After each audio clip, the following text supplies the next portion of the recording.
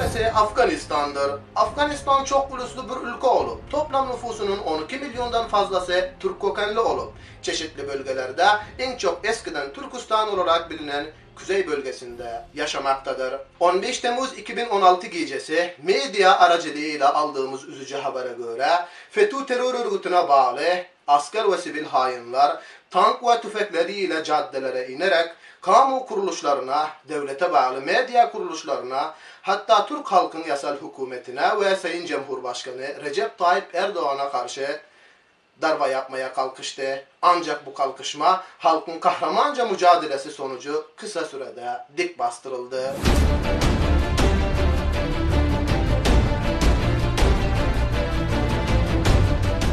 Biz Afgan Türkleri bu üzücü haberi duyduğumuzda darbecilerin hüsrana uğramaları ve Türk halkının başarması için evimizde ve camilerde sabaha kadar elimizi semaya kaldırarak dua ettik.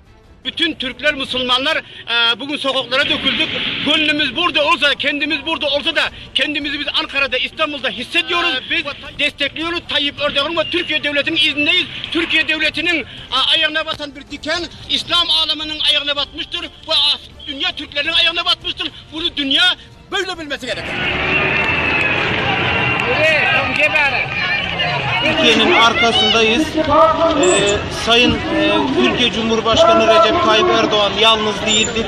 Türk milleti yalnız değildir.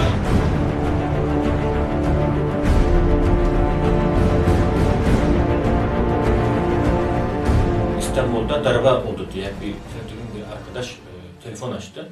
Ben dedim ki ya şu an hiç şakanın sırası değil. Ben hastayım ve yatıyorum. Yani şaka da böyle şaka da olmaz yani böyle darbe marma. Ya siz televizyonu açın, ondan sonra televizyonu açtık, hakikaten de durum vahim. Oğlum Mücahit'i aradım. Dedim ki sen neredesin, ne yapıyorsun? Dedi ki baba ben dışarıdayım, biz karakolu koruyoruz. Ondan sonra ya peki ablan ne yapıyor, o nerede desem, ablam zaten benden 15 dakika önce çıktı dedi. Cumhurbaşkanı söyler söylemez o hemen turbanını aldı çıktı dedi. Milletimi meydanlara davet ediyorum. Milletimi havalimanlarına davet ediyorum.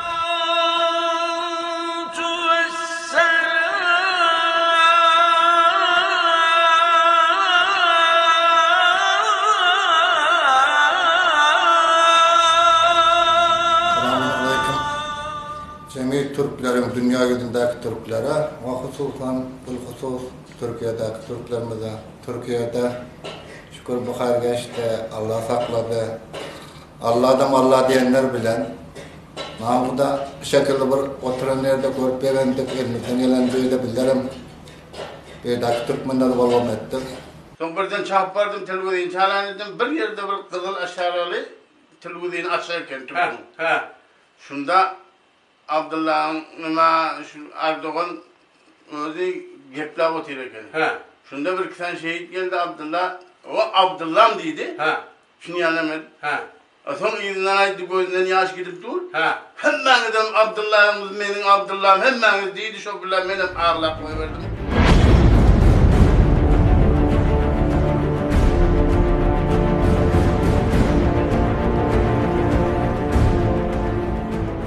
Türkiye Devleti'nin bayraklarını çar raylara ve motorlarımıza nasip ettik ve bizler giyece nöbete durduk. Ve bir neçe gün geçenden son Afganistan'ın Cuzcan vilayetinde bizler bir toplantı aldık. Bu toplantılara yaşlılarımız, yaşlılarımız hemmeci geldi hakikaten. Hem Türkiye Devleti'nin üstüne bolup geçen bu kudetane kıynandılar.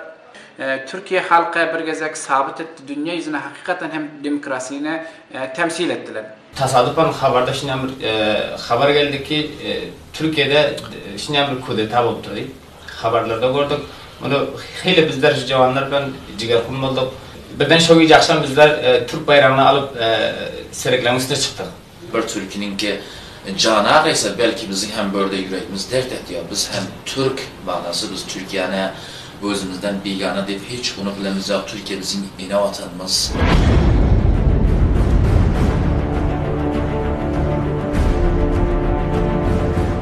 15 Temmuz gecesi kudeta bolacak oldu.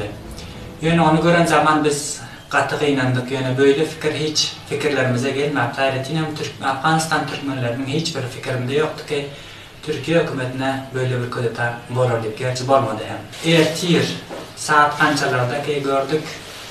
Türkiye halkı kodeçasıların yani önüne çıkıp hatta tenlerinin ömrünü ödlerini tayladılar. Yani hükümetini elden vermediler. Türkiye'nin milleti turup ve onun başlığı Recep Tayyip Erdoğan'ın aydını bilen turup bu kodetanı edere koymadılar ve bizlere medya arkalı eşitip görüp köp bu arada yani jigarkun olduk ve bundan bizlere böyle Afganistan Türkmenleri bolup Türkleri bolup elme el verip alıp barayan Recep Tayyip Erdoğan siyasetini qolduyaz. Bahayse bir Türkmen digitaysında men buna köp gatı lafzlar bilen takviye etýän. Elbette bizler nerede hem bolsak dünyanın qaysı küncünde bolsak hem qanımız bir, canımız bir, hemişe yüreğimiz ve qanımız Türk diýip bolýar.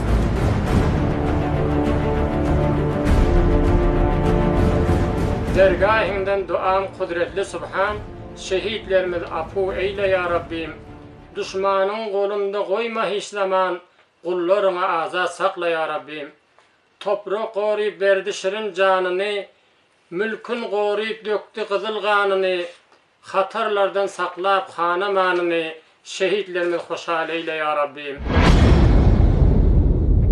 Ya Rabbim, sevdiklerin hurmatına ya Rabbim, Evliyaullah'ın hurmatına ya Rabbim, yakşıların hurmatına ya Rabbim. Afganistan devletimize özün yardım eyle ya Rabbim. Bunun yanında Türkiye devleti bir Afganistan'ın bir doğun devleti, kardeş devleti, onu da özün yardım eyle ya Rabbim. Hem Afganistan'ın hakkına hem başına sıkıntı gelen Türkiye devletinin hakkına dua eder, duaları özün kabul eyle ya Rabbim. Özün kadarlardan belalarda özün aman sakla ya Rabbim. İki dünyada adıyla bir rahmetike ya Erhamer Rahim.